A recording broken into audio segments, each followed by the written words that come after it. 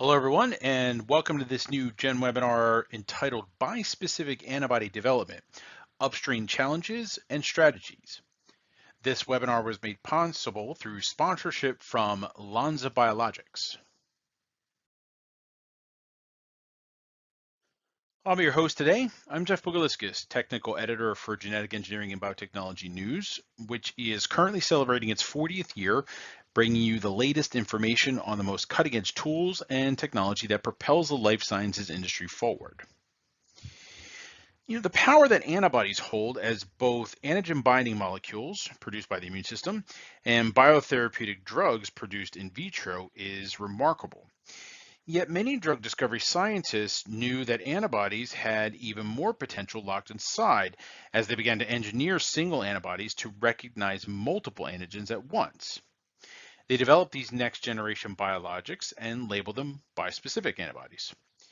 These bispecific antibodies quickly became very potent and successful products that caught the attention of many researchers and drug developers.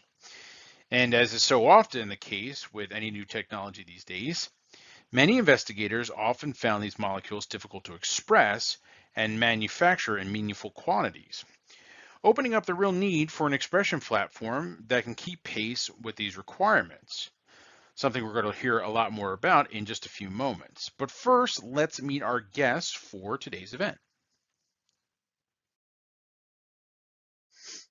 To kick things off will be Devarshi Kapadia, who is a product manager for expression systems at Lonza.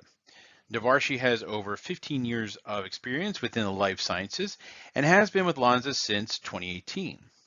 Today, he's going to tell us more about some of the underlying challenges in bispecific antibody production and introduce us to the GS expression system from Lonza, which can help production workflows for complex molecules such as bispecific antibodies. Devarshi will then turn the presentation over to Dr. Jizu Yi, who is a Senior Vice President of YZY Biopharma.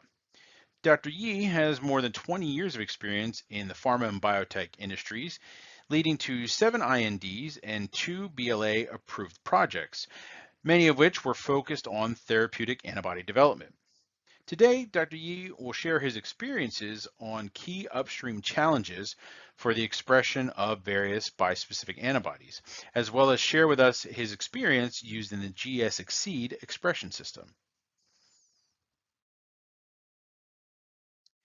Immediately following Jizu's presentation, we'll have our Q&A session, and I want to remind the audience to submit questions for both Devarshi and Jizu. They'll be here to answer as many of your questions as possible. So to do that, you can send in a question at any time during the presentation. You don't have to wait to the end. To ask a question, all you need to do is click the Ask a Question tab on the right-hand side of your screen, type in your question, and then hit Submit. Okay, let's get our webinar underway and get things rolling. Devarshi, I'm going to turn things over to you. Thanks, Jeff, for the kind introduction. Also, a very good morning, afternoon, or evening to our listeners joining us from all around the world. My name is Bispecific, and I'm Product Manager within Lonza for Expression Systems.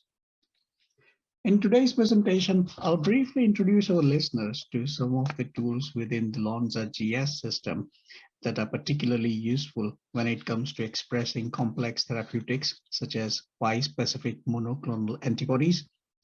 Then I'll hand over to Dr. Jizu Yi, who will share some of his valuable expertise and strategies developed to resolve upstream challenges for producing these monoclonal antibodies.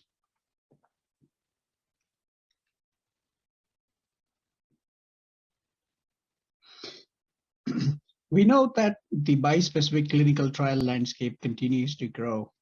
Between 2001 and 2021, a total of 193 bispecific molecules as active drugs successfully entered the clinic.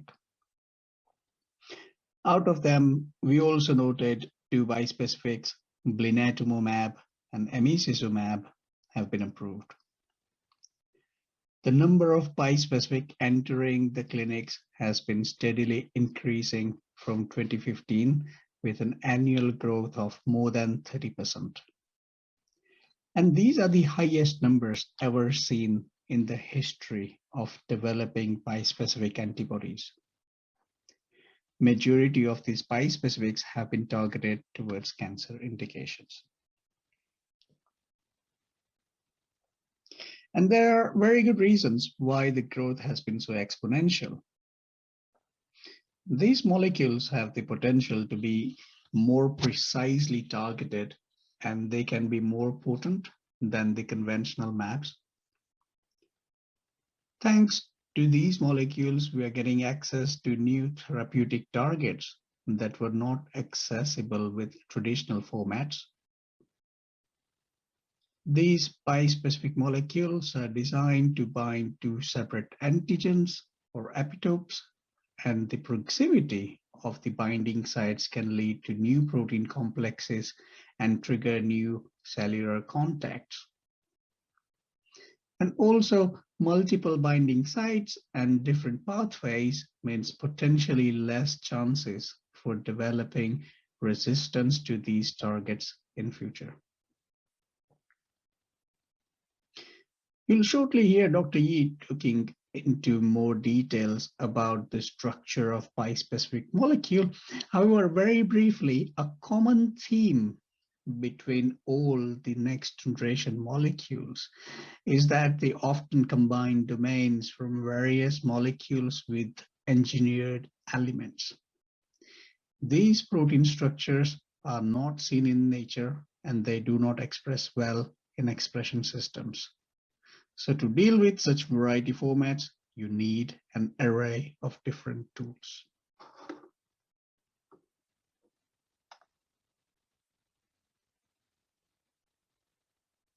At Lonza, we have been delivering customer projects for more than 35 years. All that expertise have resulted into a constantly evolving GS toolbox, which now has an arsenal of tools to help you tackle some of the challenges you see with expression of these next generation molecules. Part of the toolbox, you have solutions such as the multi-gene vectors and GS piggyback, and they're extremely useful when it comes to expression of these molecules, such as bispecific monoclonal antibodies. We'll look into those into a little bit more detail in next slides, but part of the system, you also get base vectors, which are suitable for products with 1 or 2 genes, a library of constant gene vectors that can help streamline your vector construction process, and a set of site-specific conjugation vectors that are designed for developing antibody drug conjugates. Needless to say, but robust and scalable cell line host and downstream processes are also same important. CHOK1 GS knockout or GS exceed is the industry-known high-performing host cell line, and Dr. Yi will have more details on it in his presentation. You also get Potelligent CHOK1, which is designed for enhanced effector function, and NS0 with some applications in expressing biosimilars.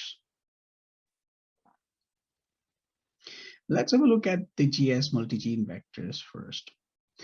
The figure on this right-hand side shows if your molecules need 3 genes, for example, you'd put your genes into part vector A, B, and C, respectively.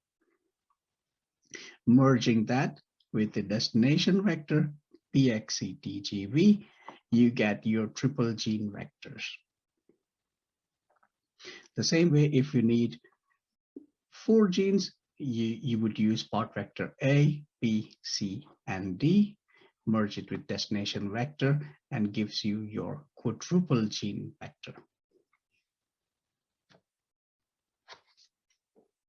So you can see these vectors are very useful when your molecule require expression of multiple genes whether these are all product genes or a combination of product plus helper genes. The process is streamlined, efficient, and operates through a one vessel assembly reaction.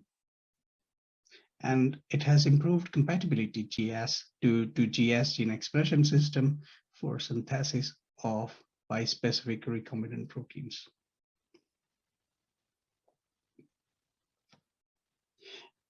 Another technology part of the GS toolbox that is very useful when you're working with difficult to express molecule, that is GS piggyback, which is a transposon-based technology. So there are two elements here, transposon and transposase. The transposon complex contains your gene of interest, and the transposase is the enzyme that you would transfect it alongside. When transfected together, the transposase then cut your gene of interest and carries it to the open chromatin region that are associated with highly expressed genes. So the data on your right-hand side figure shows some of the titer improvements that are noted within Lonza for using GS piggyback. This technology was exposed to 4 different molecule types, including difficult to express MAB, a standard MAB, complex antibody, and complex 4-chain bispecific. So you can see, compared to the GS Exceed random integration bar, the GS piggyback with Exceed cell line has made significant improvement in all different product types.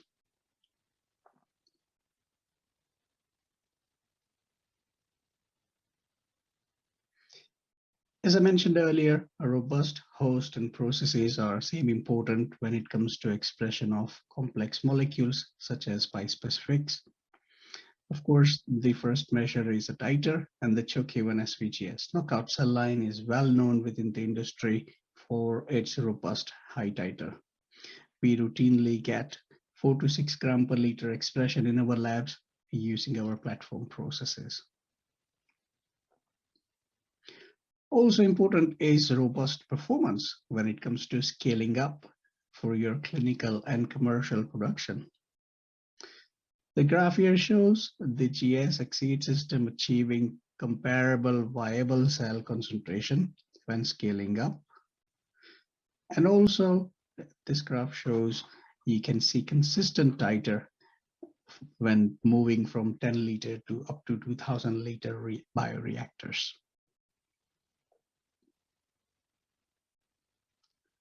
Cell line stability is also very important. And here you can see excellent stable profile throughout 70 generations for the cell lines generated using GS Exceed. And the graph on the right-hand side shows the final antibody product has consistent N-glycan profiles throughout, and it is generating high quality product.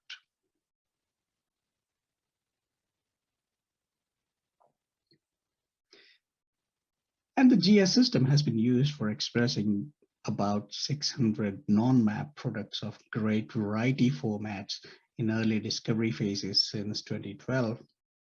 And more than 10 commercial products are now made using the GS system, and they are non-MAPs.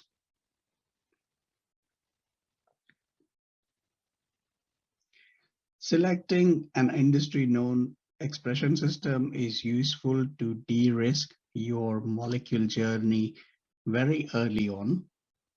Also, that helps with your future partnerships with large pharma. The GS system has been through regulators around the globe, and it has a successful track record of more than 50 commercial products in total that are expressed using this platform. And having access to the GS system is very easy through a research license to take into your labs. Also, you have access to Lonza services throughout, depending on your needs for the development and manufacturing.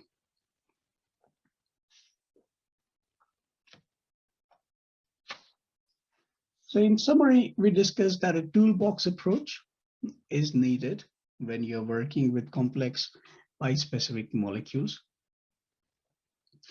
Tools such as GS multigene vectors and GS piggyback can help expressing multi-chain complex molecules.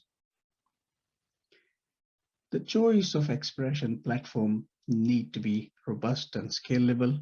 GS Exceed is one of that system. The GS system has been used to produce about 600 non-mAb molecules, often very complex and difficult to express in nature. The GS system has unparalleled track record with more than 50 commercial products in the market, and more than 10 molecules out of that were non-mAbs. And having access to the system in-house in your lab is very simple. Please contact us. And now, without further ado, I would like to pass it on to Dr. Jisoo Yi for sharing his experience with developing bispecific molecules using the GS system. Thank you.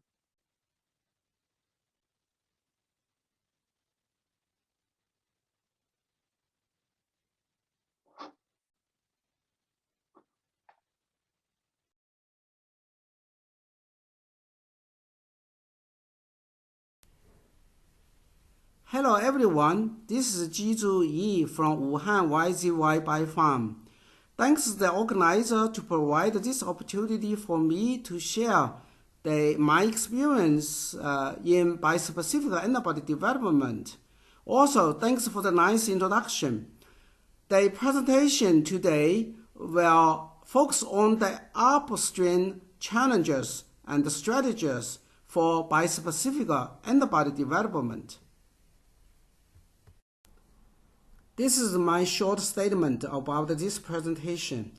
The opinions and comments in this presentation are only my own, does not represent those of anyone else. I will first give you a short introduction or overview of the bispecific antibody development, and then move to the stable cell line development by focus on the productivity, quality, and stability. And then we talk about the impurity control in upstream by process. And finally, I will give you a short summary about this presentation.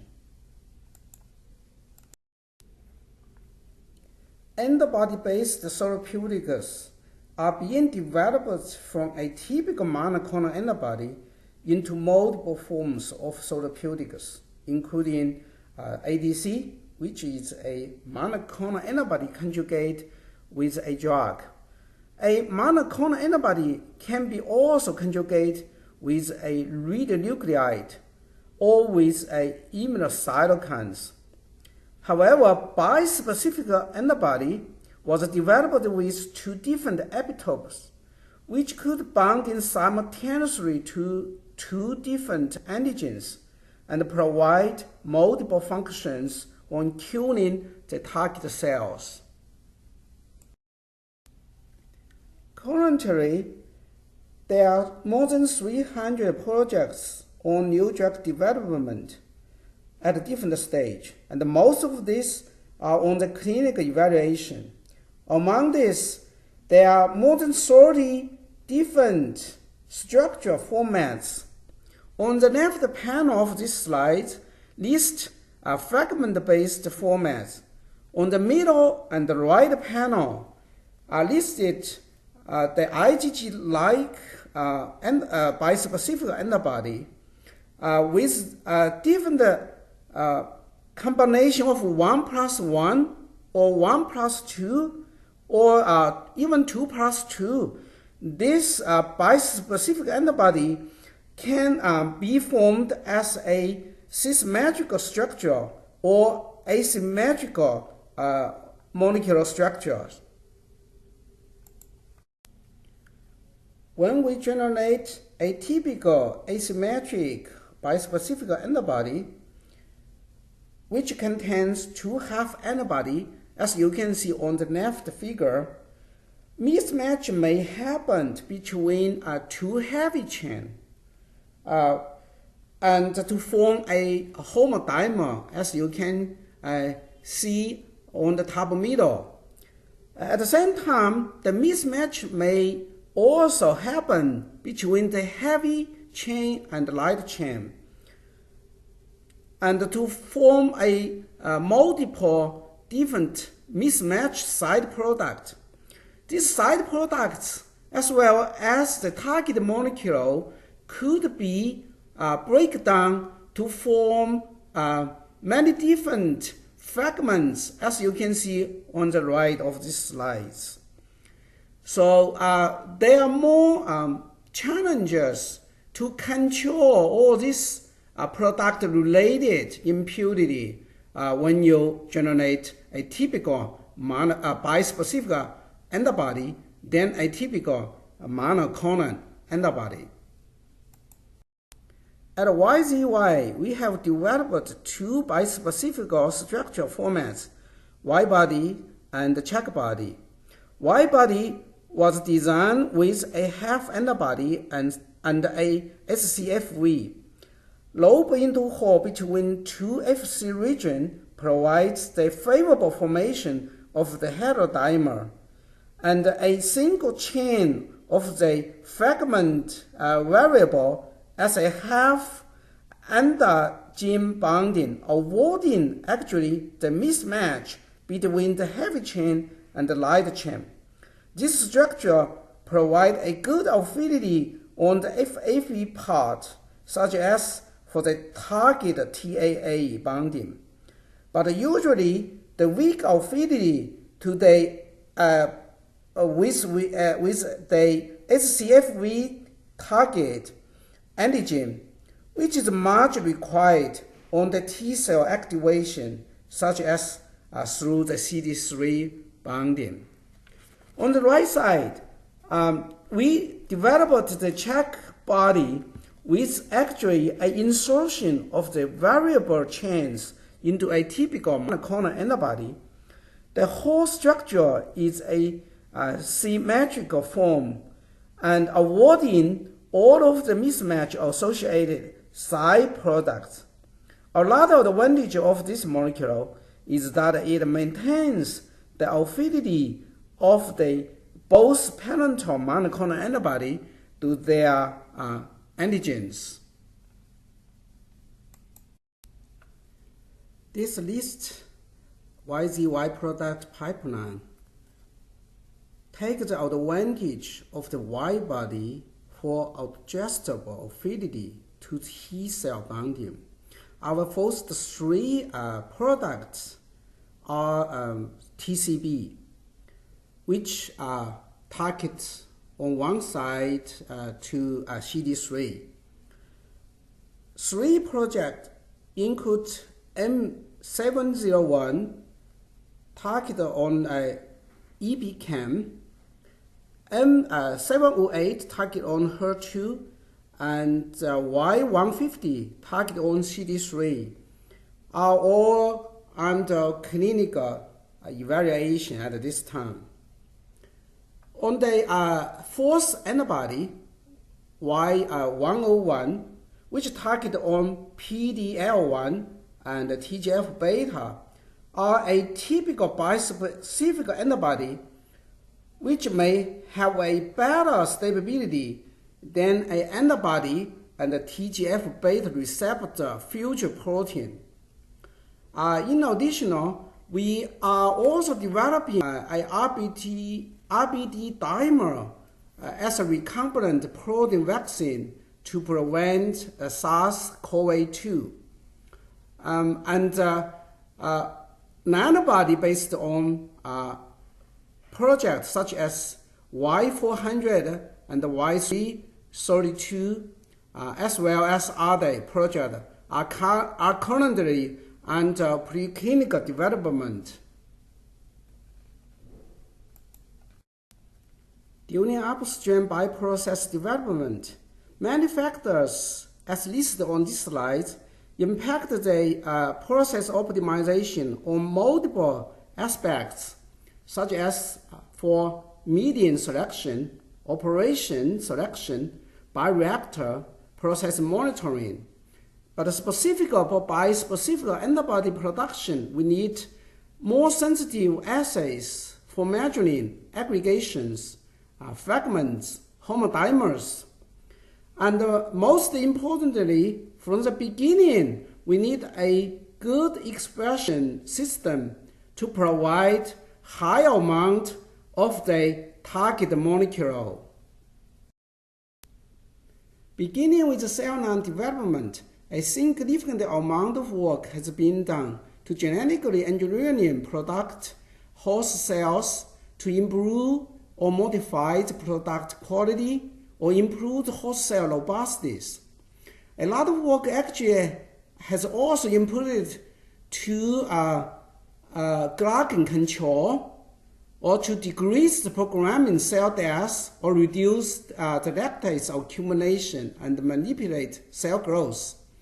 But yet, the screen and the selection of a highly productive and stable clone from the transfectant population in a limited time frame is still a major challenge. Currently, 60 to 80% of biotherapeutics are produced in CHO cells. This is because their capacity to process complex glycosylations and other human-like post-translation modifications. With the CHO cells, the cell culture medium is also critical for the culture length and viability as well as quality attributes of the end product. To grow and produce high amount of antibody, CHO cells need regular supplementations with essential amino acids through feedings. This plot represents the historical research trend of the total study numbers. We see the top three numbers coming from productivity performance, product quality, and cell line stability. While we see the number from the product quality and the cell line stability basically maintain the same. We see the total number from the productivity performance still keep increasing during the many decades. So just the most challenge are still associated with the productivity.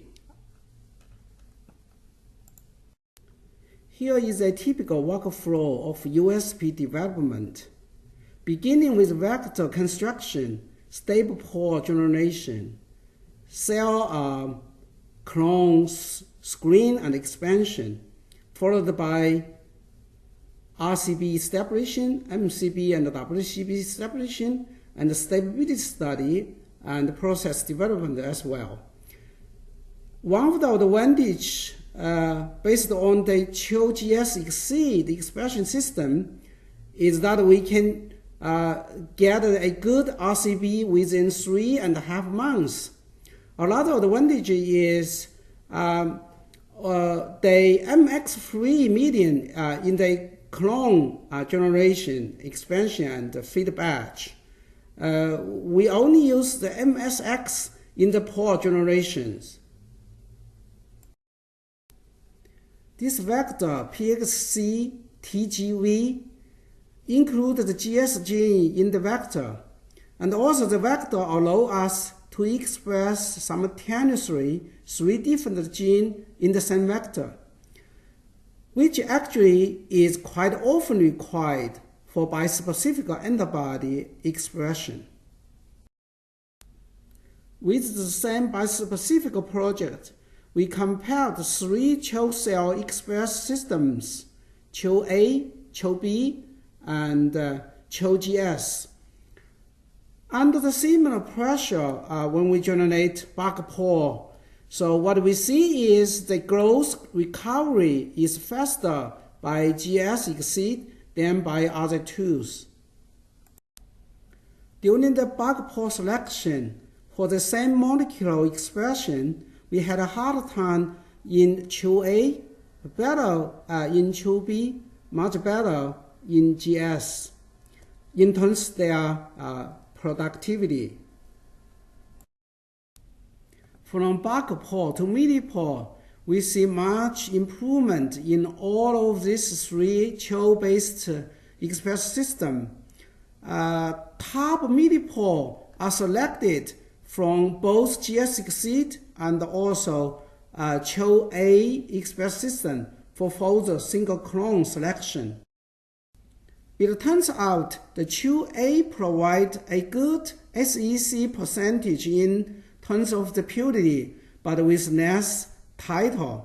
On the other hand, the GS provides a high titer, up to 4 grams per liter, but with reduced SEC percentage. The top 3 clones came from the GS Exceed for further process development. Now, I shift my talk into stability investigation. This case, like many other monoclonal cells, showed a very good stability in long-term culture in terms of both titer and gene copy numbers. Specifically, when the PDL get up to 60, the titer remains more than 90% compared with the MCB cells. This guarantees a good stability in the scale-up production. In a lot of cases, sometimes we see a good stability of the cell growth, and the gene copy numbers slightly decrease with increase of the PDL. However, the titer dramatically decreasing along the increase of the PDL. When the PDL get up to 45, and the titer drop less than 77% compared with the MCB. In this case, the titer stability does not correlate with gene copy numbers.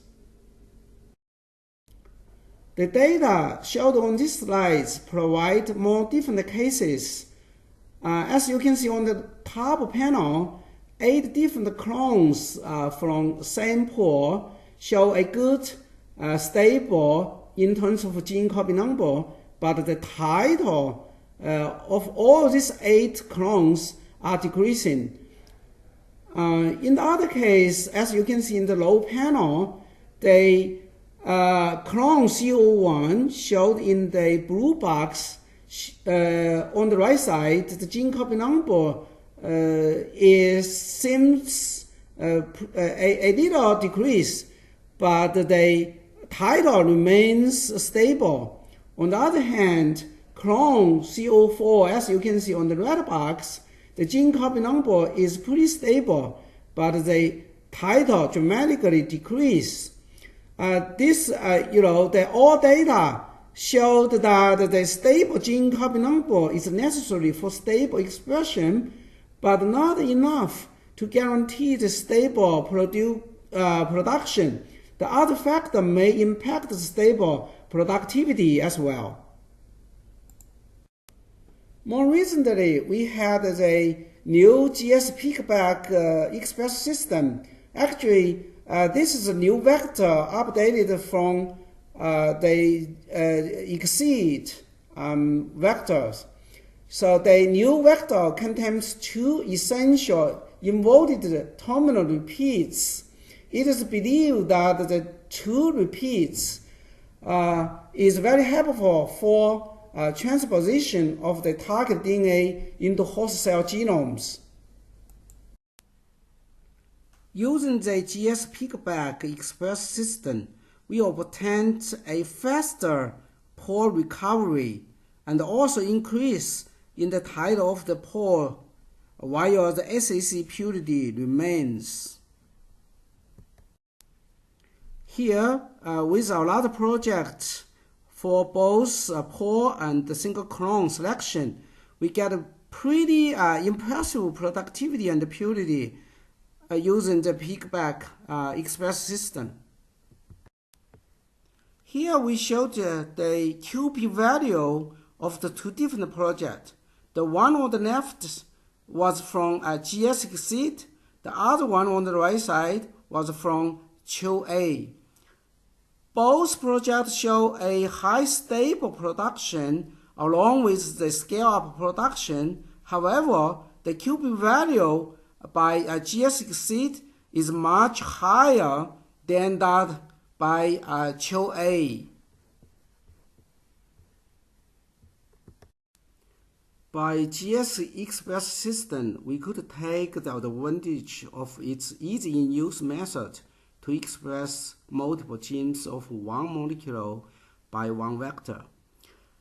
For pore generation, MSX is required, but later on, the MX-free is for the cell expansion and scale-up production. Meanwhile, we also can shorten the time consuming in pore generation and clone selection to obtain a superior express performance. At the same time, we also may face a potential instability of the productivity during a long time culturing. We also need to optimize the medium for further shorten the time in the early development in future. In general, medium development is very labor intensive and time consuming.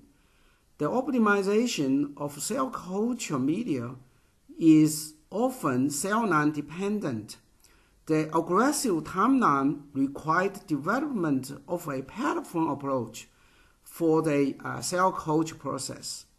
Fortunately, after 2 decades effort, multiple chemical defined media, which usually consists of amino acid, vitamin, and other nutrients, have been commercially available for large-scale monoclonal antibody production, but not all of cell line can achieve high yield in chemically defined media.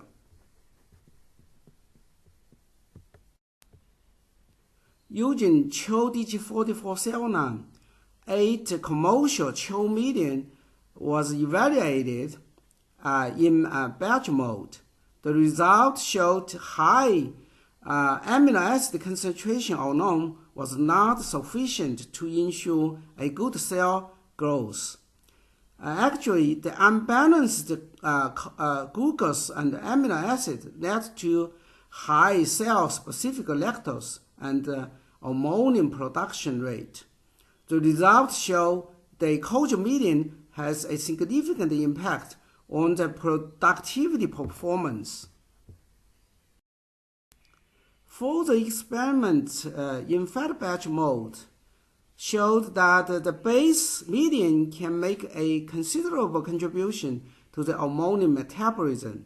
Different medium and feed combination impact the lactose production rate. The fed batch strategy could lead 8-fold higher IgG titer. In a typical antibody manufacture, the side product was generated in the upstream along with the target molecule. The impurity needs to be removed in the downstream process. Definitely, how to reduce the impurity generation in the upstream is needed to consider it. In a bioreactor, multiple enzymatic pathways could cause antibody reduction. The antibody reduction could cause the increase of high molecular weight content as well as low molecular weight content. In our study, medium optimization can reduce this impurity generation. In fed batch culture, shifting to low temperature is often feasible for favorable monoclonal antibody production. Here we show with a bispecific antibody, shifting to low temperature also leads to both high expression, as you can see upper right figure, as well as a better purity, as you can see in no two figures. As a summary of this presentation, bispecific antibody has attracted significant scientific and industrial efforts. GS-Exceed system has a superior performance in expression of the target bispecific antibody, specific in pore generation. Integrating the piggyback transposon technology to GS-Exceed results in a further higher bispecific antibody expression and offer additional benefit for the bioprocess. Meanwhile, the cell non-stability is still sometimes challenging during long-term culture. The culture medium and the culture operation affect the quality of the expressed antibody. The upstream process has to be investigated and optimized. The strategy for controlling the impurity of a typical monoclonal antibody production are still applicable for a bispecific antibody production. That is all for this presentation. Thank you very much for your attention.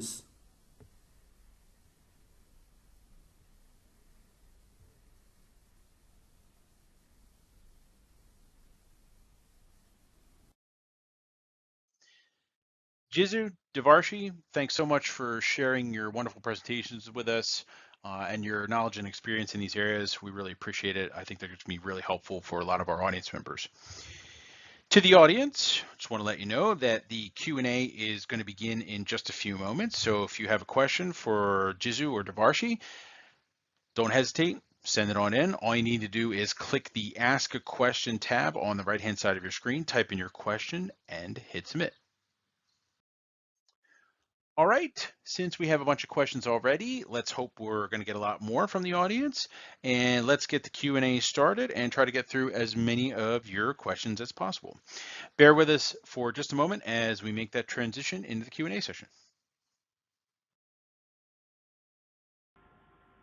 All right, everyone. Thanks for joining us for the Q&A session. We have a bunch of questions for Jizu and Devarshi, so let's get to it. Devarshi, we have a first question for you. One of our audience members would like to know, how can I access the GS system, including Piggyback? Sure, thanks, Jeff. So when I say GS Exceed or GS system, gene expression system, so we typically include a host cell line, which is CHOKI1 SVGS knockout, all the vectors that I mentioned, including the multi-gene and piggyback. And we also have a media feed platform called GSV9, and all the process and knowledge that goes behind it in a very detailed manual. So the access to the whole system is available through research license, and we won't just leave you to it. We also have a team of expert resident scientists who will help you through implementation of the system in-house, so that you can test whether the system is working for your lab or not. All right, thank you for that, Devarshi. Jizu, we have a question for you.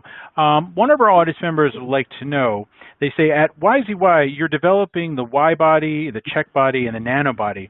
How do you choose from these platforms for the development of specific bispecific antibodies? Sure. You know, in terms of their molecular structure, the Y body has 3 genes. One is a half antibody, the other one is a single chain. For the check body, which is actually it's a combination of 2 antibody, and it certainly is a symmetrical antibody, which you can design as a 2+2. Actually, that's a 2+2 structure. In the Y body, it's a 1+1. So specifically good for CD3 targeted or T cell activation type of bispecific antibody. So basically, to choose different structure is mostly based on your function need.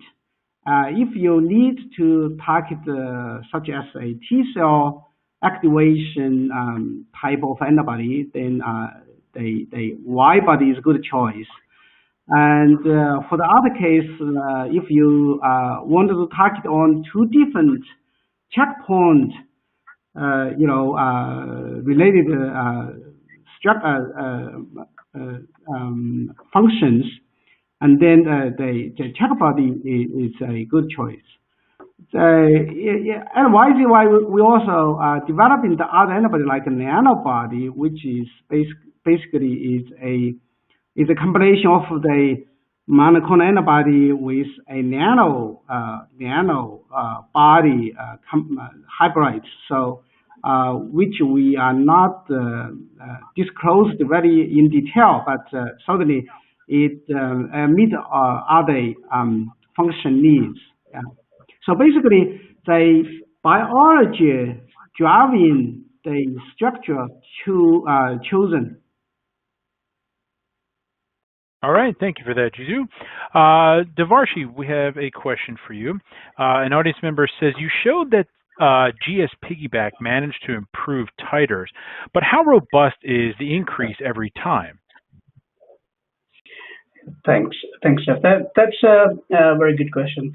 So as I mentioned earlier, piggyback takes a gene to open chromatin areas which are associated with higher expression. So if you were to compare, this process is slightly better or semi-random compared to a completely random transfection and an integration process. So you're bound to see some variability. However, at Lonza, we've repeated expression of one of the difficult to express molecule that I showed earlier, AMS002, and we repeated it for more than 8 times. And the cell lines that were transfected using the piggyback elements always had consistent and significantly high titers compared to the ones without piggyback or just a random axis integration. So we can safely say that because of the robust processes we have, we get consistent increase in titer for using piggyback. Thanks. All righty, thank you for that. Jizu, another question for you. An audience member would like to know, what are the major CMC or chemistry manufacturing control differences between Y-body and check-body? Well, this is a tough question. So, but in our experience, the Y-body has 3 genes. So when you construct these vectors, you need to choose one vector to express at the same time, 3 genes. The check body, actually, we designed as a long gene and a short gene. The total only 2 genes. So basically, we choose a typical vectors from exceed still can meet the requirement no matter you have 2 or 3 or 4 genes. However, in terms of the impurity, so the 2 genes to form a one molecule make the impurity could be simply easier to control in the CMC. For 3 genes, you may create more impurity to be considered in the upstream or in the downstream. You need to get more effort to remove the different impurities. As you can imagine, when the gene numbers increase in one molecule, you could have more mismatched. So 2 and 3 is already very low gene numbers already in terms of the bispecific molecule design. All right, thank you for that, Jizu. Devarshi, another question for you. Would there be any impact on expression if you change the order of genes in a multi-gene vector? Thanks, sir. In short, yes. It will have, or it can have an impact on overall expression if you change the order of genes in a GS multi-gene vectors.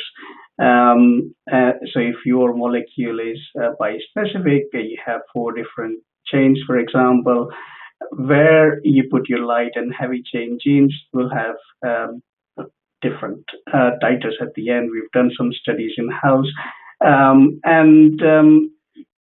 The molecule on its own could also have the impact on its own. So, but the best way is if you speak to our, or the users speak to our in-house specialists and experts, and they can guide you what will be the best order of genes for a particular molecule you have in mind, and you can try a couple of different options, see how things working out for you. And I suppose this is one of the key benefit as well, that the colleagues who are actually advising you are the same ones working in the lab, delivering customer projects, and they know the technology inside out and can help you implementing multi-gene vectors in your lab. All righty, thank you for that, Devarshi. Our next question comes from Nara at Celgene, who would like to ask both of you if you could comment on this, and wants to know, would it be possible to explain why GS piggyback works better for bispecific molecules compared to GS exceed? Maybe I can go first, and then Jisoo. As I mentioned, piggyback is mainly developed for or useful in a situation where the expression of your molecule is less, and it takes a gene to more prominent locations that will enable improving this expression.